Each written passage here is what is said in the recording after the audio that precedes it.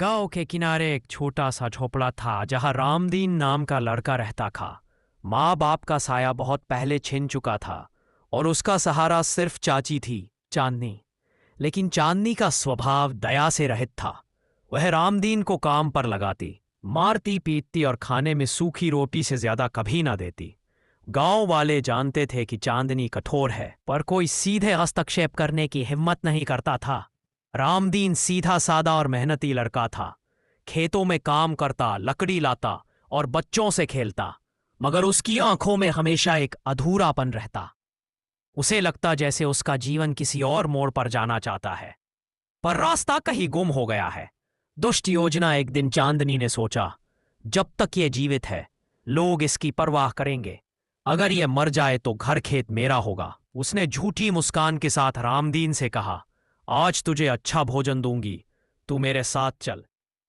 रामदीन भोला था। वह खुश हुआ कि शायद चाची का दिल बदल गया। उसने पकवान खाए और चाची के साथ पहाड़ी की ओर चल पड़ा। वहां पहुंचते ही चांदनी का असली चेहरा सामने आया। उसने धमकाते हुए कहा, अब यहीं से कूद जा, वरना मैं खुद धक्का दूंगी। रामदीन घबरा गया और पैर फिसलते ही नीचे गिर पड़ा, पर किस्मत ने साथ दिया। वह बीच की एक थड़ी पर अटक गया।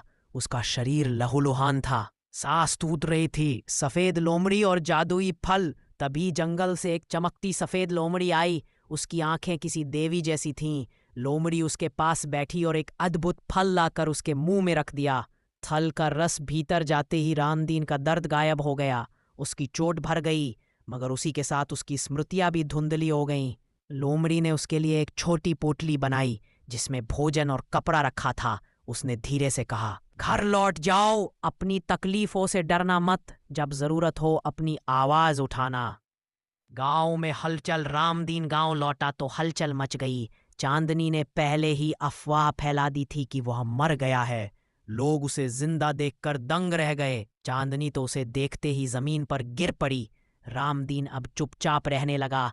चाची ने सोचा कि शायद उसकी स्मृति चली गई है। उसने मौका देखकर एक कटोरी में जहर मिलाया और रामदीन को खाना दिया। लेकिन इस बार रामदीन चुप न रहा। उसने कटोरा पटक दिया और जोर से बोला, ऐसी औरत मैंने आज तक नहीं देखी। मैं ये घर छोड़ रहा हूं। गांव में हल्ला मच गया। सबको चांदनी की असलियत समझ आ गई। लोग उससे दूर हो गए और रामदीन को सहारा देने लगे। उसने गांव से अलग अपना छोटा घर बनाने की ठान ली। तूफान और बलिदान दिन बीते। रामदीन मेहनत कर अपना जीवन संवारने लगा, मगर एक रात भयंकर तूफान आया।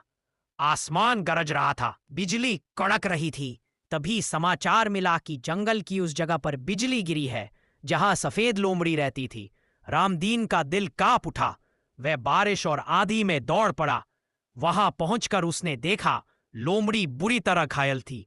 उसने उसे उठाया और वैद्य के पास ले गए। वैद्य ने कहा, यह नहीं बचेगी। निराश ना होते हुए वही जादुई फल निकाला जो लोमड़ी ने पहले उसे दिया था। उसने लोमड़ी को खिलाया। लोमड़ी का रूपांतरण फल खाते ही अद्भुत घटना हुई। लोमड़ी का शरीर बदलने लगा। उसका आकार बड़ा हुआ और देखते ही देखते वह एक सुंदर युवती में परिवर्तित हो गई। उसकी आंखें वही थीं, चांद जैसी उजली। युवती ने कहा, मैं वही हूं जिसने तुम्हें बचाया था। मैं जादुई प्राणी हूं। मैं तुम्हारे दुख देखती रही, तुम्हारी चाची की निर्दयता देखती रही।